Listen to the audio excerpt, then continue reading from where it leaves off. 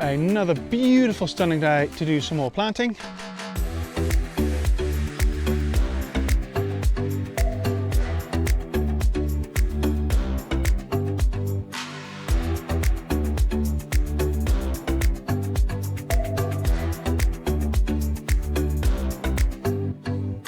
So on the planning today, on the plant planning, we've got some more tea kōuka or cabbage trees which we are going to be planting along the ridge. I've previously documented that we've directly sown flaxseed, New Zealand flax or harakeke, along this bank all the way to over there.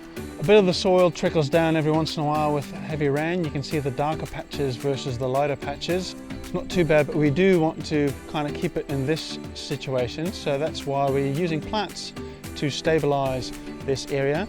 And that has to do with the fact that our little containers are over there, and this is going to be, at some stage down the line, the living area and that kind of thing.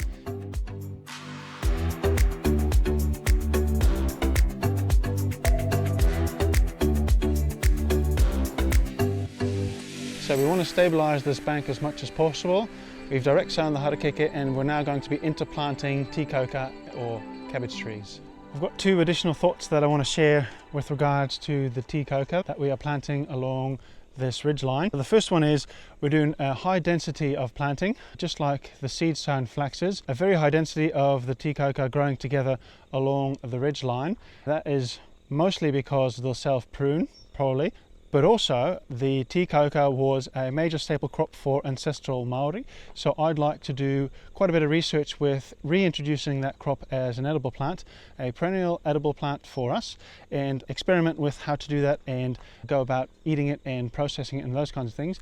So even if all the tea kōuka that we plant along this ridge line, all of them take and find a home here, that is completely fine, because we can later on go through and prune and thin them and then harvest those remains and use those for experimenting with the edibility of that crop.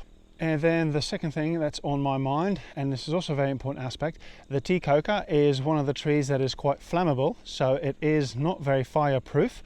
In a landscape that is slowly becoming dominated by broom and gorse, we also want to be thinking about plants that are less susceptible to fire. And tea kōuka, cabbage tree, is definitely not one of them. The dry leaves are very good tyndall and the plant itself is quite flammable.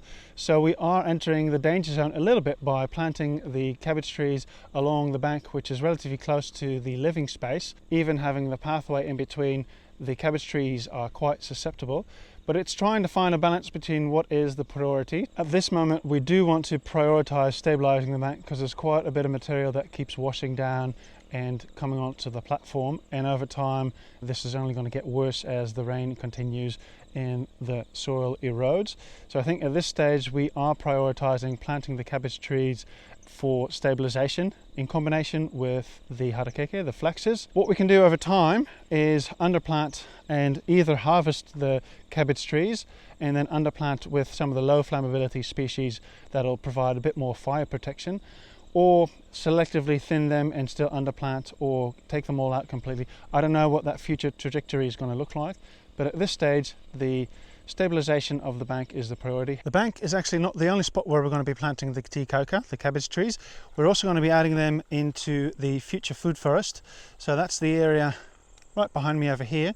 It's close to the containers and the living space. I've been planting quite a few things in here. You won't see them yet because it's mostly broom and gorse, but I'll be underplanting, transplanting quite a bit of the tea kōuka in here as well.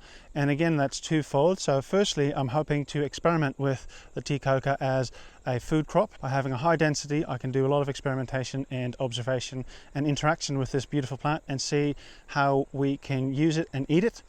But then secondly, if those trials fail, that's not a worry at all, because it can also just be a biomass plant. So if for some reason we need to remove some of the plants, take them down, chop and drop them, those kinds of things, it'll just be biomass accumulation that we just keep adding to this future food forest over on this side.